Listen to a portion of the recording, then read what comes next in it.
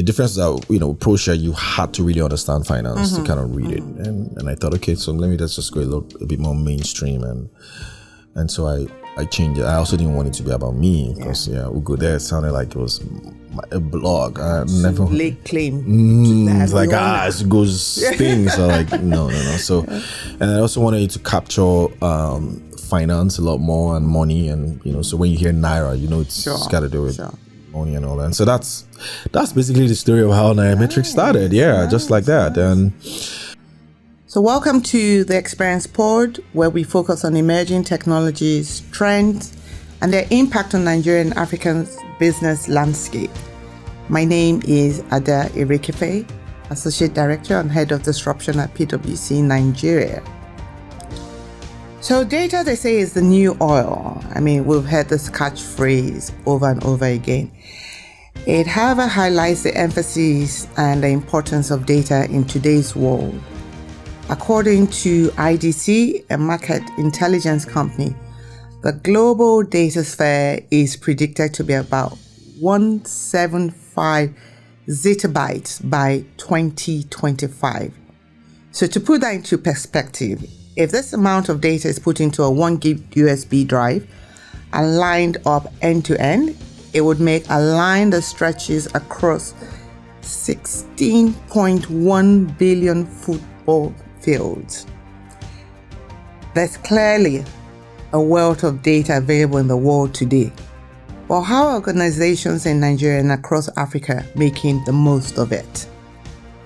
So among the vast types of data readily available to be mined, finance data is considered to be one of the most complex and difficult data set to understand.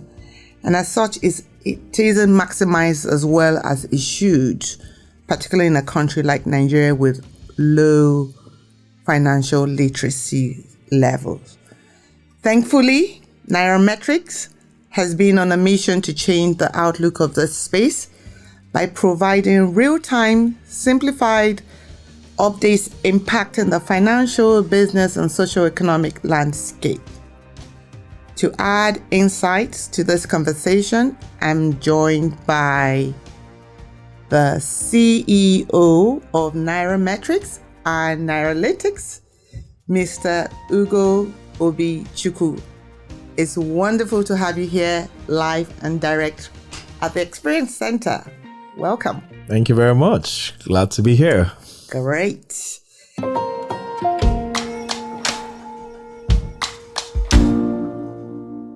So let's start with some background for those who may not be familiar with you. I may not know. I don't think there's anyone that doesn't know of Nairametrics. But what's your story? What inspired the creation of Nairametrics? Interesting.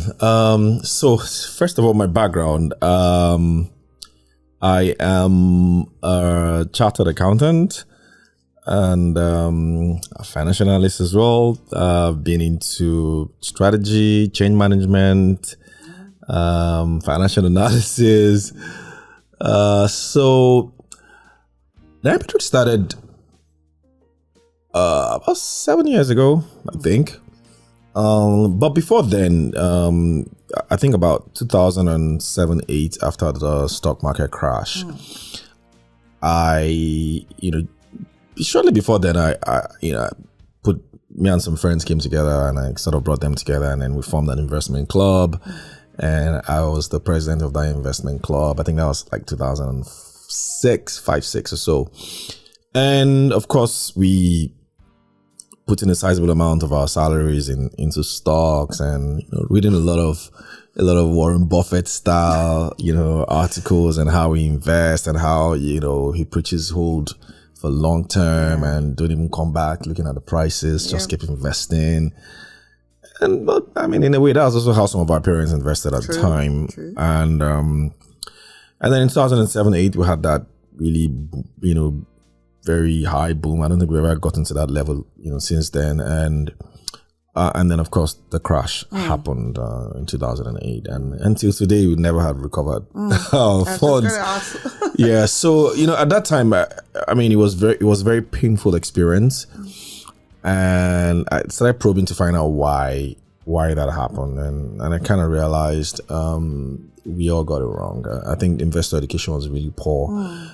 There wasn't a lot of websites, that you could go to and read and understand how to invest in Nigeria. I mean, so a lot of things that we had out there was mostly around investing in maybe US stock market or UK different or wherever. Environment. Exactly, different environments. Different considerations and different rules and laws and applications, and so it was completely different, and different companies as well. So and at that time I started reading up a lot and doing my research. There wasn't a lot about investing in Nigeria. I mean, so most of what you found then were in magazines, and that was just the start of Blogspot. I don't know if you remember Blogspot and all that. So, and then I decided, okay, you know what? I was just going to write a lot of things that I was reading. Started opening a journal and started writing. I think it was called Ugochukwu.blogspot or something like that. Does it still exist? Yeah, no, he doesn't. So he was started there. And I was putting a lot of my stuff, and then one day I think I was in Dubai. A holiday with my family, so maybe it was like 2012 or something. Never told the story before though. And I got a call from a friend, and he was like, he just kept calling me, and when you're abroad, you don't pick up calls like that. There was no WhatsApp then. Yeah. So I kind of picked up the call, and then he's like, train on Ireland. I was like, what's going on there? It's like, there's something. So I guess somebody picked up one of my stuff and put it up there. And I said, oh, okay, people really do read these things. And then from there, I changed the name to Nairametrics. Why you wanted to hold on to? Not really. So I read the book at that time. I think it was called Freakonomics.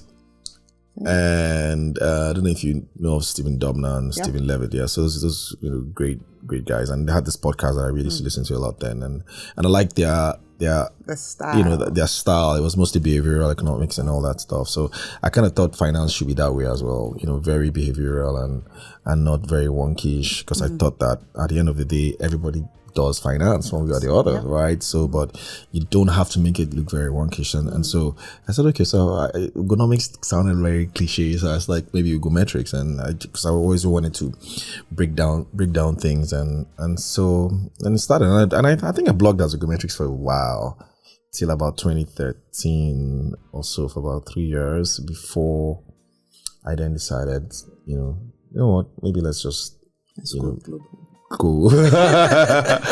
Let's turn this into a company. And I think there was only about one other website that I really liked, and I still like till now, that was doing something close to what I thought Nigeria needed. I think it was ProShare at the time. Yeah, so a lot of us used to read ProShare stuff, but the difference is that, ProShare, you had to really understand finance to kind of read it. And I thought, okay, so let's just go a bit more mainstream. And so I changed it. I also didn't want it to be about me, because, Ugo there, it sounded like it was a blog. I never late claim. It's like, it goes stings. So like, no.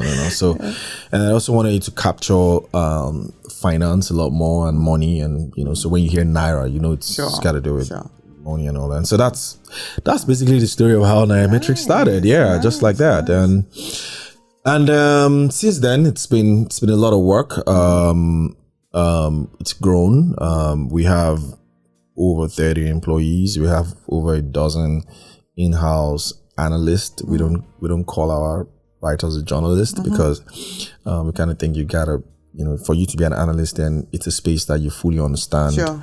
Yeah, so you can basically have to be very free thinking and open-minded. Yeah. Exactly, and you got to be able to explain the news a lot more. Yeah. So, and we have probably a dozen more freelance who from all over the world. It's just incredible. People who just have a passion for writing, but probably not it's not something that can fend for you, but you can still show your passion by sending us instructive articles, and they will put up there. So.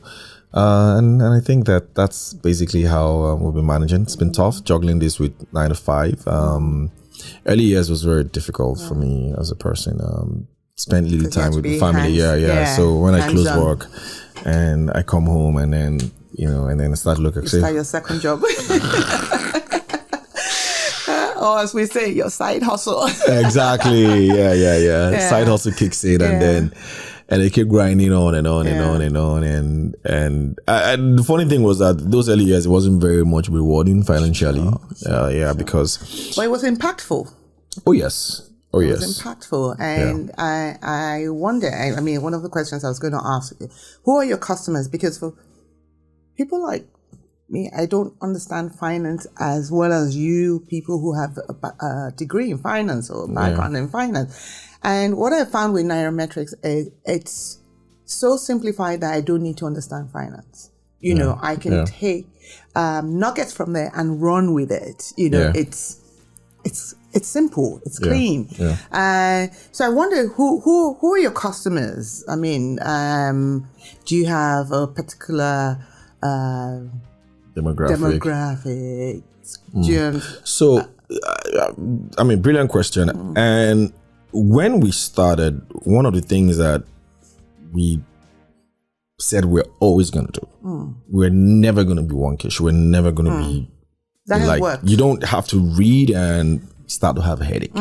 So you've got to, even the language and how we sort of style it and how we write, it just had to be simple. Because at the end of the day, everybody spends money and everybody makes money, right? So how do you explain to... Everybody wants money. Yeah, and people want to understand stuff. And so the demographic is really, cuts across completely. There's no boundaries. So we actually think that if a teenager doesn't understand what we write about, then we actually haven't done well. Oh, wow. Yeah, so, and at the heart of what we do is financial literacy as well. So we have loads of financial literacy content, thousands of articles, financial literacy content. So if you're writing for people who are just getting into finance, then your language just has to be very, very plain and simple. And so we invest a lot in making sure that our analysts can write like that. And so that's it. So demographic is just anyone, old.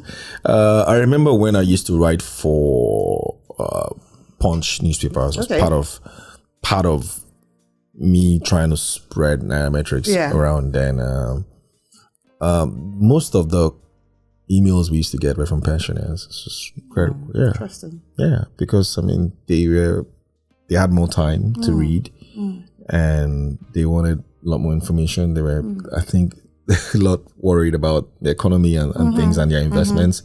So they're always writing. And so, I liked your article. You broke this down for me. Could you explain this further and all that? So, So do you still maintain that paper-based? No. I'm wondering now that you've moved into the digital space, do you still have those pensioners? Yes. Following you? Oh, yes. So...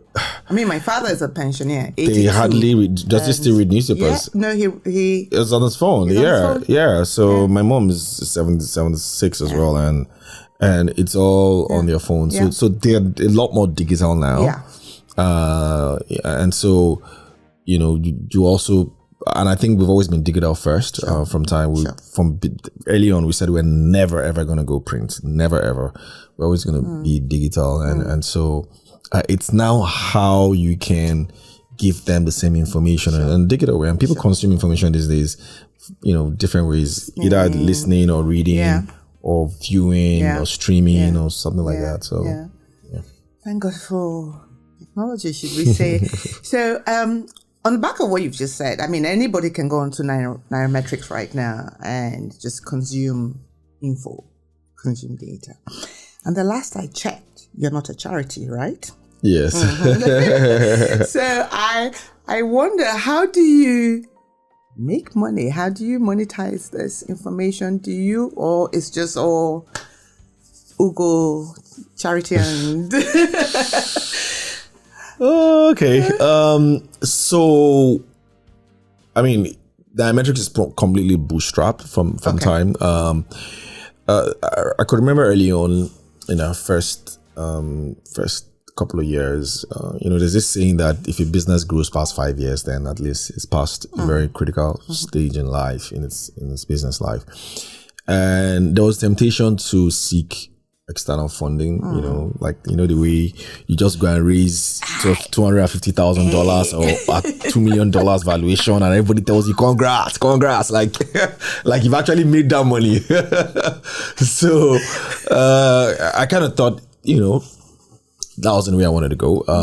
I wanted to build, a business that was, you know, self-sufficient. Doesn't mean that I won't consider outside funding at some point. But how we make money, speaking directly to that question, number of ways, advertising mostly, partnerships as well. We have a lot of media partnerships with companies. There are a lot of companies out there who believe knowledge sharing is, you know, corporate social responsibility as well. So you can imagine, you know, PwC decides you want to be pushing out regular knowledge-based, you know, content on select platforms. So there are companies like that who use Nairametrics as one of those platforms. And so those, we have, you know, revenue partnerships with them. These days, people hardly advertise, you know, newspapers as much as they do. So there's a new form of advertising on digital platforms now that is called sponsored articles and that. So that's also a significant part of our revenue stream. And then there are also events coverage, right? So that also helps as well. You know, with our revenue. And then there are areas that we haven't even started exploring yet. We haven't started exploring subscription. The companies who, most media platforms do that now, but we don't think Nigerian market is ready yet for that. But that's, you know, another stream. There are also, you know, other kind of offerings that, you know, we're toying with. We don't want to disclose some of the top secret. But the others. But for now, I think we're very self-sufficient. I would say we're profitable from at least the last 3 years. So yeah, it does make money. Dispel the myth that you're not a charity. So which is good. We don't have an NGO though. Oh, you do? Cool. So we have a foundation, Nairametrics Foundation. Hasn't really started fully because but something that we're looking to go into next year, and that's going to be focused more on financial inclusion and literacy, you know, and literacy and all that. So fantastic. that will likely come up next year. Oh, great! Pleased to hear that. I know that Nairametrics also has maybe not as popular sister company that is not as popular as Nairametrics, Nairalytics. Nairametrics, so you know about Nairalytics. That. I like the flow. So what brought about Nairalytics? I mean, are these two separate entities? And is one subscription based? I know you've talked about not going down the subscription model, but what was the thinking around Nairalytics? Okay, so at the heart of Nairametrics is data. So we do a lot of data-driven journalism. So there's hardly any Nairametrics article that you read that you don't see some kind of data behind it, trying to explain those numbers, and that's because we think data-based content is a lot more useful to people than opinion-based content. So if you're going to write an article about the exchange rate, and if you're going to put some context to it, you've got to be able to tell your reader, you know, what if you're trying to say what would happen to the exchange rate next year. You're not just going to say, "Oh, we think it's going to depreciate." Or it has to be backed by substantial. Yeah. So are you saying? Are you saying that based on what what happened in the past? If it did happen in the past, then show us. So you got to reveal that. So that's sort of like what we're doing, and so that meant we had a lot of data, and so digging through Nigerian data can be very, very tough. You know, people say we don't have data. I think we have data, but the problem with Nigerian data is structure. How that data is sort of structured, the consistency of the data, and then to some extent as well the integrity of the data. And so the NBS, thanks to the good job of Kale when he was there, And even the CBN, they do have a lot of data, Nigerian data, a whole lot. People don't even know. And so, but we noticed that to get that data was, very rigorous, right? And you also need to understand how to download the data and how to relate the data as well, and storing the data. So it was just a lot of hassle. And then my partner and I said, look, why don't we just build a platform that is just very easy for people to check data. Like if you wanted to check Nigerians' inflation rate for the last 10 years, why do you have to go to NBS website, download it in Excel, and then start to plot your own graphs and all of that? Or why do you have to go to maybe some foreign website who might not really have all that data, and nobody's going to build stuff for us in Nigeria. We got to do it ourselves. And so, and then we started, building Nairametrics, and it wasn't just meant to be a website where you could just see inflation data. Part of what we're also trying to do is at some point you should be able to layer inflation data and GDP and see if there's a correlation. And those, so that's what we're trying to build. Never been done in Nigeria at all. We're still developing, so we haven't actually launched fully, but the site is live and have a number of test data that we'll put there already that people can check. And it's like our inflation data, for example, there's nowhere in Nigeria where you see that level of intricacy. So inflation data alone, I think we have probably 30 data points. Month-to-month inflation, year-on-year inflation, food price inflation, consumer price inflation, inflation for transport, inflation of different like state inflation, different things, just in one window. So that's Nairametrics. So it's a sister.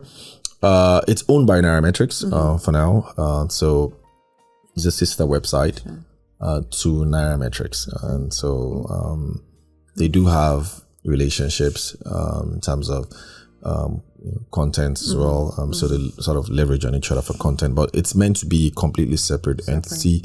Possibly different audience as well. Yes. Organizations who obviously want to manage their projections and strategy going forward. They would rely on these sort of information. Yes, very, very much so. So, and that's what we also thought. We were like, you got to be able to have, people should be able to easily export, the data into PDF or even into PowerPoint. We have those sort of tools in there. So imagine if you're doing a presentation about inflation and you need just put it there and then, paste it to your PowerPoint and then do what you want to do. So PPT. No, it makes sense. That's what we're trying to do. It should actually be, the way we think about it, anyone should actually use it. You could be in a beer parlor, you're arguing about GDP and stuff, and you're wondering, how is GDP?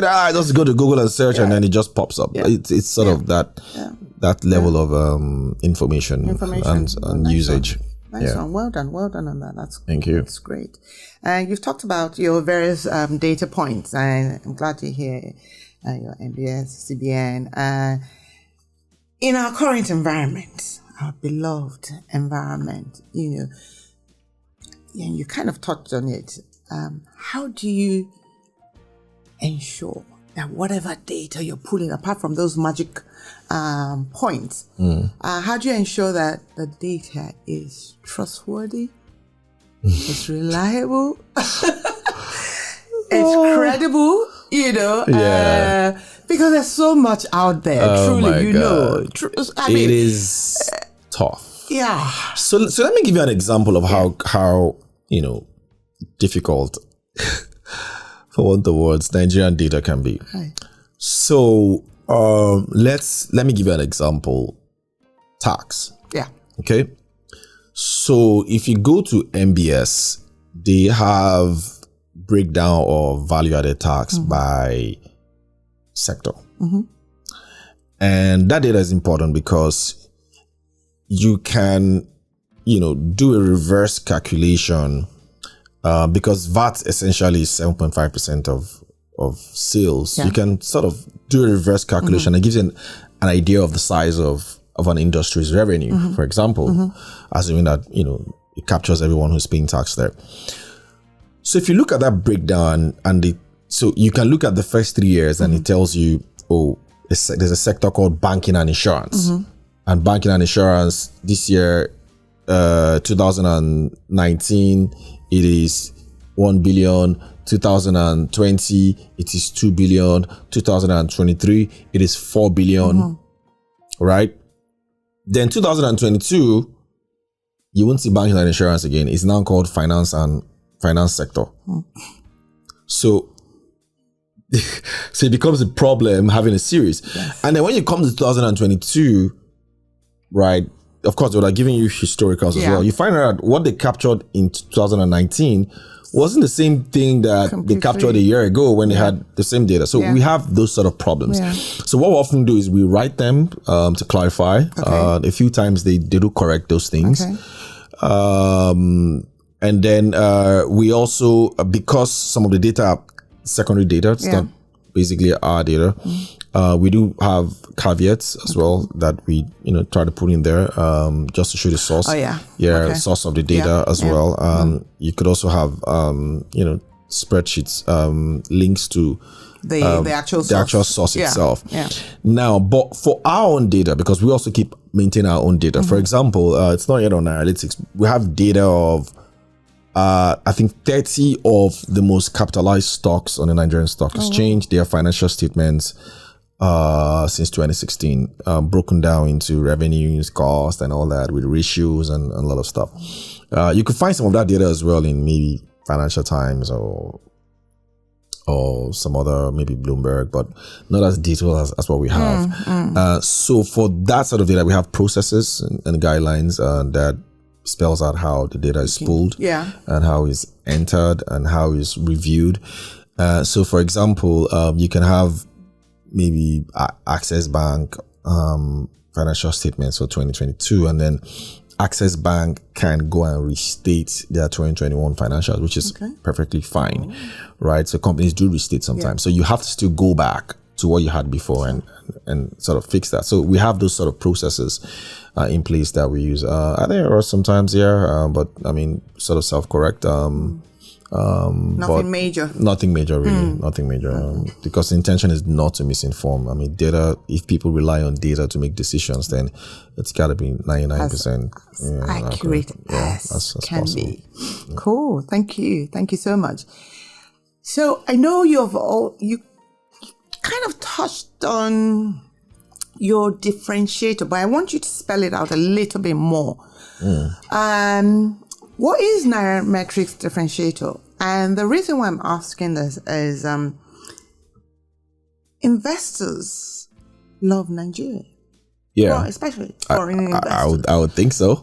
Love Nigeria. I wish we love ourselves as much as they do. You're correct. And somehow the investors are able to identify the rough diamonds, right? Or the diamonds in the rough. And recently, my favorite tennis star invested in a company that offers similar service. Oh, yes. Nairametrics, trying to be coded. Is Nairametrics open to similar investors? Okay. Or is it a no, thank you? No. So, I mean, like I mentioned, at some point, we're open to investments, but we would not take outside money if we don't think we need it. There's got to be, value to be created from that money. We don't want to, I think value destruction is something that we really hate. So there are a number of projects that we're working on that could open the doors to external investments, because the company Nairametrics Financial Advocates is not just about the Nairametrics website alone. So there are other spin-offs that are coming up. There's Nairalytics now. There's a crowdfunding application that we're working on. It's called should I mention it now? If you mention it, I'm going to ask you one question. Maybe I'll ask you. Okay, so that's coming up as well. So there are a number of things that we're working on that could open the doors for that. Now, what differentiates us from the guys? Because I think I know who you're talking about. Since you didn't mention names, I won't mention either. So I think that they're very, very good platform. I do read it as well. But they're mostly subscription based. Yeah. I think, this is just my opinion. They are styled more like The Economist. Okay. Right. But because they are not, everyday, news or analysis. Sure. So ours is everyday news and analysis. And our demographic is a lot wider. Yeah. So we cover crypto, we cover tech, we cover the economy, we cover financial literacy. Just think about anything entirely. So that's different. So we're probably looking to be like, if you ask me website that we want to be like at some point, maybe Financial Times. That's where I think we want to be like, even though we're nowhere close at the moment. So completely different. And so the business model is different as well. Yeah. So our business model at this point didn't require external funding, and that's why we didn't go that route. Because we didn't think that a subscription-based model was what we need. We need at this point of our growth, and I think that we've sort of justified that with our numbers and how sustainable we are. Sure. And how we're also growing. But if you were going, the subscription model, it takes incredible amount of time and energy to build it out. So, and I would think that you would require funding so that you can, expand sustain, the early years of maybe, losses and all of that. Invest a lot in that technology. So that's why we didn't go that route. But it's also good to go that route as well, because different sort of offering for financial content is important for any economy. Like I said, you have Economist, you have Wall Street Journal, you have Financial Times, you even have Business Insider, and everybody's coexisting. Of course, there's CNBC and all of that. It's a big space. Yeah, it's a big space, and I think the more exposure we give to Nigeria from a media standpoint, I think they're better for the economy. I agree. We have a lot of people outside Nigeria that have reached out to us just to get context around stories or happenings in the country. We've had a number of people who acquire big companies here that you see in the news. They reach out to us, behind the scenes, to just discreetly. They're like, you validate what they have. Exactly. We saw what you wrote about this guys, what exactly is in there and things like that. So, and I think that's good for the country. And then of course they also see opportunities. One of our analysts was in, I think it was in Paris a couple of days ago with the founder of Binance, and he told him that he likes his job. He's right. He likes what he does. So they do read these things outside of this country. Beautiful. So the more of such platforms we have, I think the better for the economy. Nice. Well done. And we don't all have to follow the same path. Of course. That's why we're different. So speaking to your business model, would you say, if I was to name it, would you say you've latched onto the data as a service business model? And by that, I mean, do you offer, I think you kind of touched on it a little bit, do you offer bespoke data services to clients? Yes. Individuals? Yes. So we do that currently. Well, it's a smaller part of our revenue stream. And the reason why it's a smaller part is I think that we haven't been, and I guess the market as well, haven't been able to, create the right business model or the monetization model for such a service. So somebody comes to us and says, look, I'm trying to do a research and I need data on XYZ, and it's data that it's not readily available, so you have to go find that data, and you sort of cost it, and then you invoice, and it's difficult for them to pay because they really can't quantify the value against the cost. So that's why that is a little slow, and so it's difficult keeping resource for that. So what we often do is we have partner with some other organizations who do something similar and who do that every day, and then provide that kind of data. So we do that at some level as well. But I think the model that would work, and we're seriously studying Statista, Y Charts, and a lot of these other companies abroad who offer data as a service, just to sort of get an idea of how they do it. So I think it's somewhere between crowdfunding data and also doing your own research, not bespoke research. I think the more information you have without actually being commissioned to get that information, I think the better you are at giving people what they really need. I think what would work is a model where people can maybe subscribe to a platform, and then that platform gives them access to a lot of data, and then they can mine and all that. And then if they now want something extra along the lines of your existing data, and then I think that now it's something that you can easily price, and everybody understands that. So that's sort of like where I think this is going to go to. It's still very nascent, but I think Nigeria needs it. I mean, you've got Y Charts abroad, you've got Statista, and so many of them out there, and that's what they do.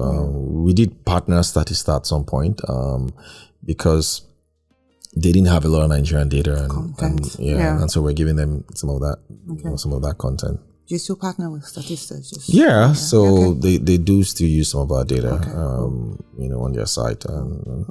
Because it's important for those of us in here to really understand the Nigerian context. Yes. And reason I ask that is we also use Statista, and I find that a lot of things are so, when I say they are far-fetched. We want localized information to help us make those informed decisions.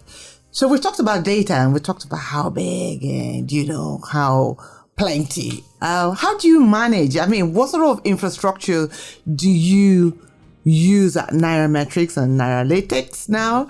How do you also protect your platform from cyber threats? Because I'm sure you get hits like left, right, and center. Oh my! And then because we've also talked about real-time info or real-time data, how in this beautiful environment, 24/7 information, what is powering it? What is powering it? So, interesting. This time last year, I think we were in the middle of a massive cyber attack at Nairametrics here. So what COVID did for us was a lot of growth. I think COVID year was probably a year of rapid growth for us because a lot of people were very financial conscious. Yes. People had time, to gobble up, information. Yeah. And so we had a lot of, spikes, in our readership. And I think maybe that kind of attracted, a lot of naughty eyes. People that you don't want to attract at all. And then we had a lot of, we attacked severally last year. And the way were you able to arrest the situation? We were able to address it, but it causes a lot of damage. So I mean, each attack we had basically impacted negatively on our traffic, and it was difficult to get back to the level that you were in because there's just a lot of information out there. And so when people come and then your site is down, they're probably not going to come back again. So we had a lot of challenges, and it was very interesting to learn at that time, because that's when I really started understanding the power of online platforms. So having an online platform wasn't just about having www or whatever.com. There was a lot to it behind the scenes, and so retaining talent was also a problem, and it was expensive to have people sort of manage that side of things for you. I just wanted to be creating content. I didn't want to bother myself about the other part of it, but it was important. So how do you store your data? How do you keep the site on? How do you also get analytics around visits on your site? And how do you ensure that you have proper firewalls? And then how do you guard against one of the most common one and very difficult one to fight is DDoS. So DDoS attack is basically some guys out there will just flood your website with a lot of traffic. So think about everybody trying to get on the highway at the same time. It's just going to be a jam, and so they just jam your site, and then your site crashes. And so we had a lot of all those attacks. And then sometime late last year, I think in December, we decided we're going to have to outsource, ramp up and outsource. And so we currently use the highest tier of our content management system. We use, I think it's WordPress, but it's called WordPress VIP. That's like very high tier. It's pretty expensive. But what that does for you is somebody else manages the entire security and database and functionality of your site, so they can allow you just focus on your core. Exactly, because we found out that's what the likes of CNN and all these guys do. And you don't want to build a team that's going to be doing that for you, because that's just quite expensive. So that's what we've done, and that's how we've been managing that, and that's basically what we're replicating across our entire platforms, including the new ones that are coming up as well. Because if you don't have solid cyber security prevention tools, then you're always going to get attacked. It's like having an office space and office location, and you don't have no security or no access. Okay, so cool. So would you say, most organizations, what they're sold, have or are going through this whole digital transformation journey? I think for you guys have already been in the journey itself. Has there been anything that you've done differently after COVID? COVID was a rook shot for everyone. But then COVID was also a blessing in disguise, because it meant, you guys wake up and smell the coffee. Technology is abound, disruption is abound. How do you keep your business resilient? Do you want to talk to us about, maybe, I'm not sure if you were nice and strong during COVID? COVID was like I said, COVID, I think, still remains one of our best years. And I think we were inadvertently prepared, because it wasn't like we were prepared for COVID. But I think sometime in 2019, we started using a lot of virtual tools, and we were doing a lot of hybrid kind of work. In 2019, and we started with tools like Slack, and then we now moved to Office, because Office was cheaper, and it had different things components in one bundle. So, and then we moved to Teams, and so we always use Teams or using.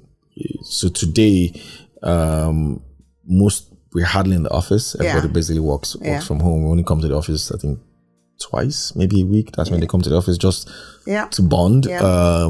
So Teams, you were ready. We've always been ready. So we're ready, and so all we just did was just sort of ramp up. Double down on those tools. So we use a lot of those things. So whether it's assigning tasks, fixing meetings, sending in articles on time, but every single thing is purely digital. And I think that that's basically where work is headed. One way or the other. Future of work. So, and I think part of our plans next year is to invest heavily in things like that. We're trying to see how we can use things like AI to make our workflow a lot better.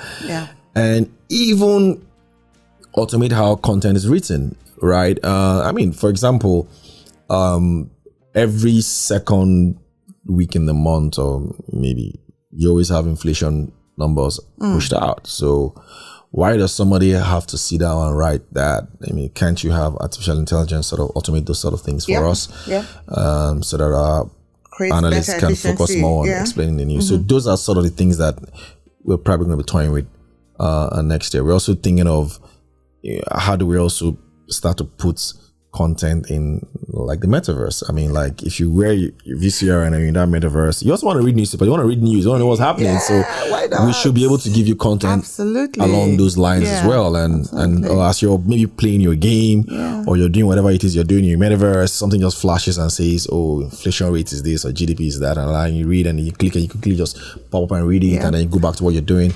So those sort of things. Gamifying inflation rate, right?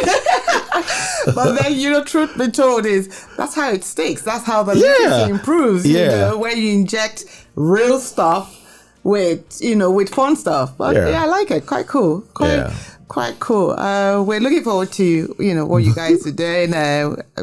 People like us that I think on my way to work, quickly going onto Nairametrics and just quickly scan what's happening before we're engrossed in the day-to-day. So let's step it down a bit. Thank you. And let me ask some hopefully fun questions. These are like our 3 compulsory questions that we ask all our guests. The first one, predictions. What was the last prediction you got wrong? Okay, so the last prediction I got wrong. So last year I had 10 predictions for the year. I think I was 7 or 10. But the one that I really got wrong that surprised me last year was I thought the cryptocurrency bubble was going to burst last year. Oh, really? Yes. I thought it was going to burst last year. I wasn't expecting it this year at all. So, and then it's sort of like cautious. It's sort of like just went to the moon, like they say, and I'm like, how did I get this wrong? So I don't know. I think I wasn't expecting a lot of the stimulus that happened last year to still channel its way to cryptos. I was surprised, and so this year when the bubble did burst, it was also surprising. I also did not expect the level of interest rate hike that we're seeing. I didn't think that. I did expect inflation to come up, but I didn't think it was going to be. So I mean, to answer your question directly, I think it was not predicting the cryptocurrency bubble accurately. I did think it was going to happen sooner.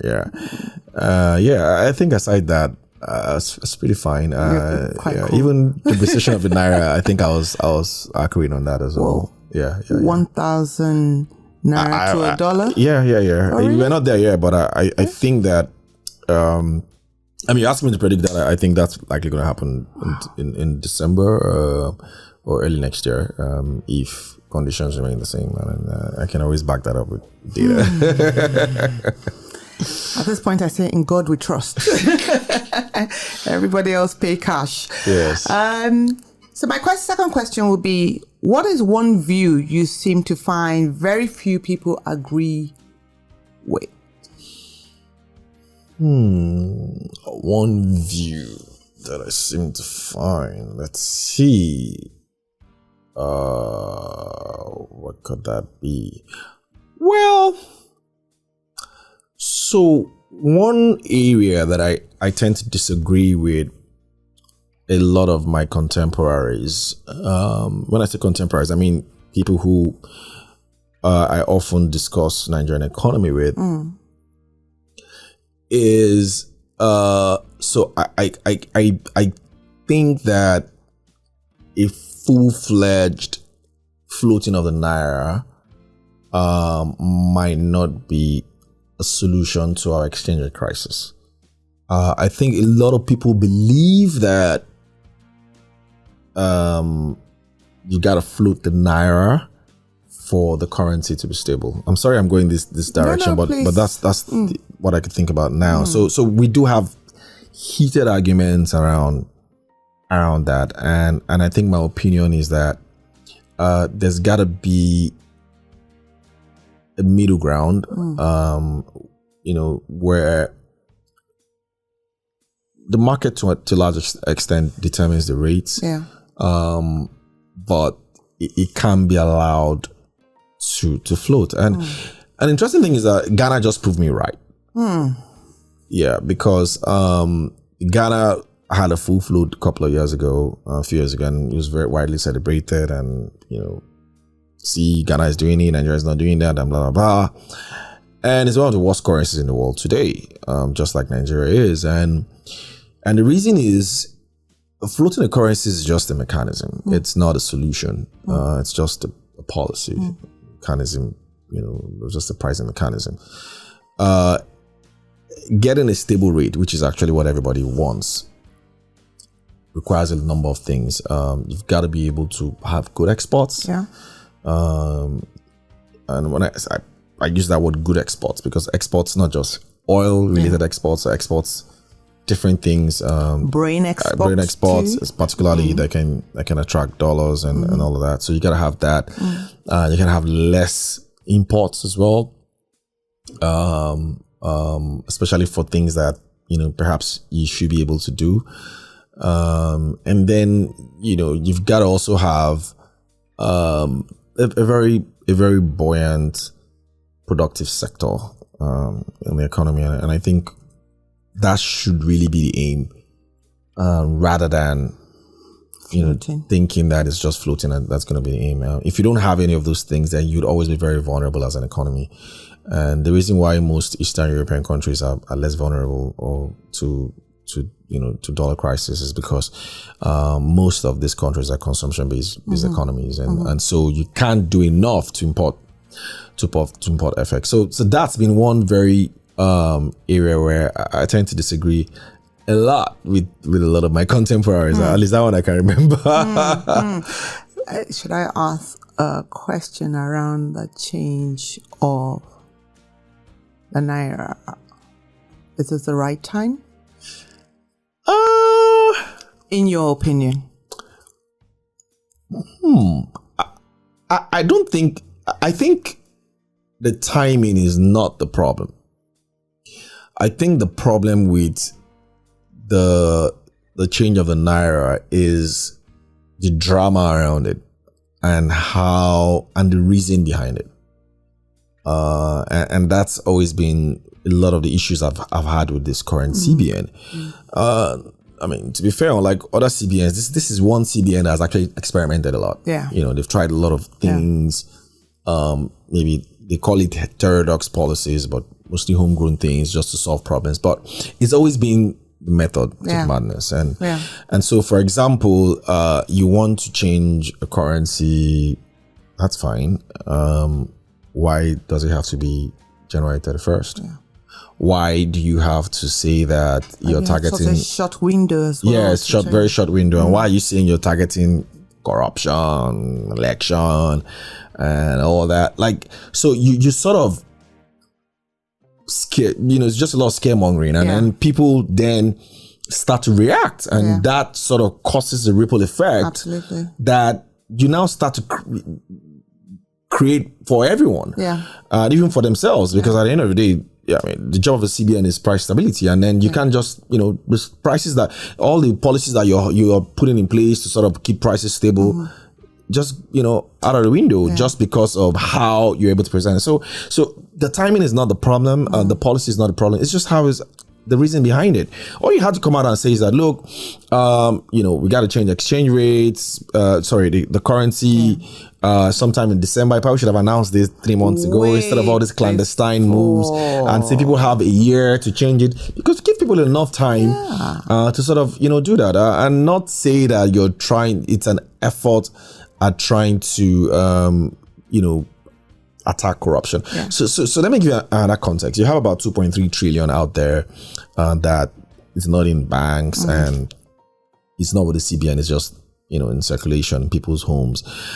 What's the point trying to, delegitimize that money? Yeah. Don't you think that money is useful in the economy?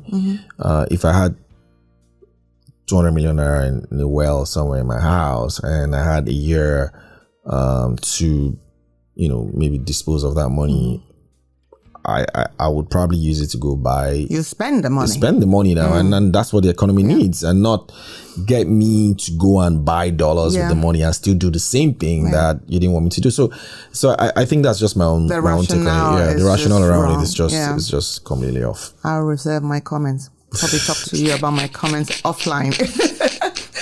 Okay, so my last question is a mystery question from our previous guest, Mr. Owana Esang, the CEO of Primera FMB. Okay. And he says, he had no clue who was coming in. So his question is, if you could go back 10 years and change something about yourself, what would it be? If I could go back 10 years, that would be 2011, right? 12. Me, I like to speak about the economy a lot. That's really that's my forte, because you gotta move on in life, man. There are things that happens, and they all happen for a reason. But if I was to go back and change something, it was how much I was against removal of fuel subsidy back then. Oh my God. When I look back to that time, I just feel ashamed of myself. It was some of the things I wrote, articles I wrote back then, and all the going to the streets, demonstrating. And because then Okonjo Iweala and Sanusi were explaining to us, take it off. And we're just so, I think if I could go back, that's probably what I'll change. The protest. Yeah, it's sort of protest. I think that we probably should have listened to the government, and I think people should listen to the government a lot more than criticize. It's good to criticize, to be honest, but I think you have to be able to discern. So that is why today, when we even like our approach to content and Nairametrics, remember I mentioned earlier, it's got to be data driven. So try as much as possible to take, your personal convictions or your opinions out of things and just allow data explain it for you. So even if you're criticizing, it's a lot more constructive. Yeah. And I think at that time, a lot of people did not bother about data. One, because data wasn't actually there. There was a lot opaque there, and people didn't really understand how much we were spending on fuel subsidy and importation at that time. Yeah. And people didn't also trust some of the data that the CBN was pushing out at that time as well, because that's, I think, maybe the early years of Sanusi or something. So, but I think now people are a lot more informed. So people that's why the rationale is different now. So people understand why you should take it off, because people now have, have the data. So for me, I think that's something that I would change 10 years ago. Because 10 years, aside from that, 10 years ago, I was living my life. I was enjoying life. And you're still enjoying life, so which is good. Yes. Which is good. But thankful we have sites like Nairametrics to help us in this whole data dissemination.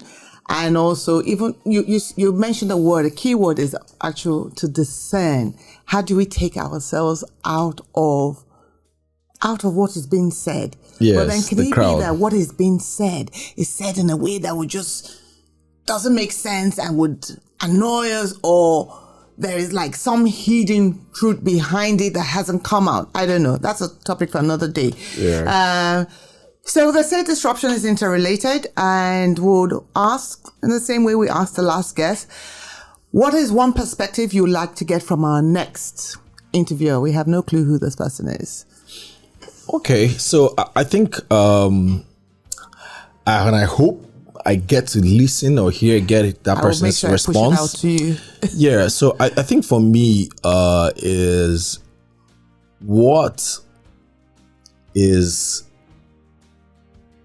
the person's immediate solution to the challenge of jackpot. As much as it's also good, because I think I do believe in brain exports. I think there's a project I was working on with Andrew Nevin as well on it. Yeah, and we both fully. Have you read the recent? Agree on it. Yeah. I did read it. He shared it with me as well. Okay. I do believe in that a lot. But however, there's got to be a balance, right? Because so the more brain you export, what's going to remain for development nationally, right? And so my question is, how do you sort of balance those things out, and how do you manage that? I think it's a conundrum that a lot of people can resolve. I was privileged to be in a session with HR executives of some multinationals and blue chip Nigerian companies. I think it was organized by a bank some months ago, and they had me come speak about the economy and stuff. And at the end of my talk, they now went right into the debate, and the debate was, how do they retain talent? Like, they do understand jackpot is important, but look, we've got a business to run, so how do we retain talent? How do we balance that out? How do you allow someone, go abroad, better their life, and still come back, or even still work with you while over there, and all those kind of things. So it's a conundrum that I would like to hear someone's view. No, it's an interesting perspective, actually. If I think the science behind the brain export, and Andrew Nevin will probably be the best person to explain this, is how can we retain the talent here? So not everyone wants to go into an office. Fair enough. Not everyone wants to work for an organization, but everyone wants great standard of living, right? So how can we ensure that whoever is here, the developer, the content creator, can earn a decent wage, without leaving the country? So in this case, when we talk about decent wage, or can earn FX, let me call it what it is. Yes. And still remain here. Yeah. And I think that's one of the steps to retaining, or maybe your question to the Japa syndrome, because truth be told, we're all looking for a better life. Really, yes. And that's the thing. So it's also beyond earning. Yeah. So people also want, better life. Nobody wants to bother about using generators or by going to go and buy fuel or insecurity. As much as you also have insecurity abroad as well, probably even more than you have here. Of course. But there are just some things people don't want to deal with. Absolutely. I think the basic stuff. Yeah, the basic. People also get irritated by our politicians. That's enough anger, and also we'll get there. Have you got your PVC? Oh, yes, okay, yes, cool. yes. All right, just wanted to check that. Thank you, Ugo. It's been a pleasure having you here, listening to you. I think I'm more, what's the word? Financial savvy. Just by I've become more financial savvy just by listening to you. But thank you so much for your time. Keep doing what you're doing. Looking out for the NGO. Yes, I think that's important. Yeah. I think that we all need to be part of this change. Yes. And being part of this change is being literate in, if it's tech, if it's finance, if it's whatever we find ourselves in. So thank you for the great work you're doing, and keep doing good stuff at Nairametrics. Thank you for having me as well. And I think I must close with expressing how amazed I am with your offers. Great, thank you. So you're listening, you should come check the Experience Center. I think it's an amazing place PwC has built here, and I hope that you can have a lot more people come and, learn and be part of it. It's really great. Thank you for having me. Thank you for the plug too. Thank you.